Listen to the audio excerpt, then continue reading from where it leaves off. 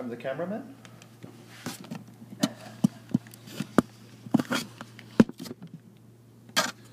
Good evening and thank you for coming. I'm going to give an informative speech on the cost of smoking, monetary and non-monetary. In this speech, I will touch on 3 points: the cost of cigarettes, the health care cost, as well as the cost to society from people that smoke cigarettes. The first thing I'll touch on is the actual cost of cigarettes. Cigarettes have gone from roughly 25 cents a pack pre-1968 to about $5 a pack today. And I know that because my father sometimes would send me down to the store to buy packs of Pall Mall cigarettes.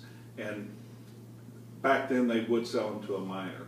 Today I don't think they do that as much, but it did used to happen. If you take $5 a pack per day for 30 days, you're looking at $150 monthly for cigarettes. Multiply that annually, it's roughly $1,800. That's a lot of money to spend for something that does not benefit you. But if you back it up and look at the $150 a month, that's roughly what I pay out of my pocket for my health care monthly. So there's a big trade-off if you can't afford health care but you can afford cigarettes. That does not include the cost of paraphernalia for smoking, be it matches, cigarette lighters, if you smoke a hookah pipe, buying a hookah pipe, or if you smoke cigars and you buy the cigar scissors. The monetary cost also includes what is spent on health care. And health care is a whole nother subject in itself, but we'll get back to the monetary cost. From 2000 to 2004, an estimated $193 billion was expended on health care costs, roughly 50% on lost production costs from employees being ill and out of work related to cancer-related issues such as cancer, COPD, what have you. The other 50% is related to direct costs billed from hospitals to the individuals themselves. 50% of the $193 billion. And I don't think people realize the actual cost of going down to take that 15-minute cigarette break, because nobody really thinks about that. But if you drive through the medical center area, you'll see little groups of people huddled together smoking their cigarettes. And you're allotted roughly 2 15-minute breaks a day plus your lunch break. But I would venture to say more people take a longer break than that. I had an employee once whom I tracked because she was a smoker. She spent on average 2 hours a day smoking, which was lost revenue. It cost the company something, somewhere. Passive smoking, or not passive smoking, but secondhand smoke, another cost. When you look at people that smoke that have children at home, the secondhand smoke affects their health. You see more chronic earaches, sinusitis, all types of health issues for kids going to the doctor due to secondhand smoke. Third point is the actual cost to your body from smoking. Smoking affects every organ in your body. It's the #1 cause of cancer in America today. An estimated 90% of all lung cancer in males is attributed to smoking. Roughly 80% in females attributed to smoking from cancer death. An estimated 90% of all deaths related to chronic pulmonary obstructive disease come from cancer, or come from smoking. As well as, if you look at smokers, look at their teeth. They're stained from nicotine. Going to the dentist is not a cheap venture. Gum disease is also attributed to smoking, as well as smoker's breath. or bad breath, whatever. Nobody wants to kiss anybody that's been smoking.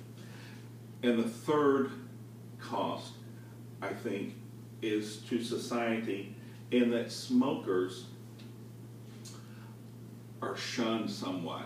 They're, you know, nobody really likes to be around smokers. It's not the glorious macho habit it was in the 30s, the 40s, the 50s, even up through the 70s. It was very glamorous for women to smoke their cigarette after dinner, or macho for a man to smoke a cigar or use smokeless tobacco. It's just not like that anymore. You can't smoke in restaurants, bars, hotels. If you want to have a non-smoking room in a hotel, they're few and far between, and typically they cost more. Airplanes, you can't smoke on airplanes anymore. That's been outlawed. Apparently it's a federal offense now to even tamper with the alarm in the bathroom so you can smoke a cigarette. One of the last things I'll touch on as far as society's cost is what it does to our environment. If you're a smoker and you own a home, you want to go to sell that home, you have to have it clean. The carpets typically have to be replaced. I don't know that you can actually clean them and get them clean. Walls have to be painted. Windows, glasswork has to be clean. As well with a car. If you smoke in your car, you have the same effects there. If you wash your clothes, they're all nice and clean, then you smoke a cigarette, your clothes then smell again like cigarettes. If your hair smells like cigarettes, it's not what it used to be to society. And it's an unhealthy habit. In conclusion, I want to say that smoking, as you can see, has multiple related costs, monetary being one, but I really think in the end, the cost to a person's health is the greatest cost you'll ever have. Dr. Mendelsohn said that if we could stop smoking, we could cure most of the cancers in the world today. And I think that's true, in that if you look at cancer, most of it originates from people that have smoked. Bladder cancer, liver cancer, it is very much a big health concern, and will put a drain on our society as it has now for the next 2 or 3 years. 20 or 30 years, I'm sorry. I'm ready to take questions. I have a question. Okay. In today's society, since it's frowned upon so much, when you go to rent a house, do they look less favorable on someone who is smoking as opposed to a non-smoker? I would think they would, and we're lucky to have a realtor here in the audience, and let's ask her thoughts on the rental process to somebody that smokes. Well, I can say certainly that many of the landlords won't even consider smokers. I can't say for certain that a deposit would be higher. They just absolutely won't accept it. Just as they have the privilege of not accepting a pet. They can say no smokers, just not allowed. And that primarily, that's the case. You have to look quite far to find someone that will accept it. Anybody else? My dad's a heavy smoker, and I'm very young, and he's quite old. He's done a lot of things in his life. Would smoking hurt me more than it would hurt him, or would it hurt him more than it hurt me, like health-wise? Does it make a difference that I'm young? I don't know that it would make a difference that you're young. I think it would probably affect your father more since he is aged. He's had more exposure to environmental hazards and caustic fumes from automobiles. If you look at people that work in, say, the ship channel area, more of them have a higher incidence of cancer related to the environmental hazards. Any other questions? Well, with the increase of cost of cigarettes, has smoking declined or still the same? Smoking has declined, okay, but the tax revenue has pretty much stayed level because you have the increased cost of taxes, so it's pretty much flat in that respect.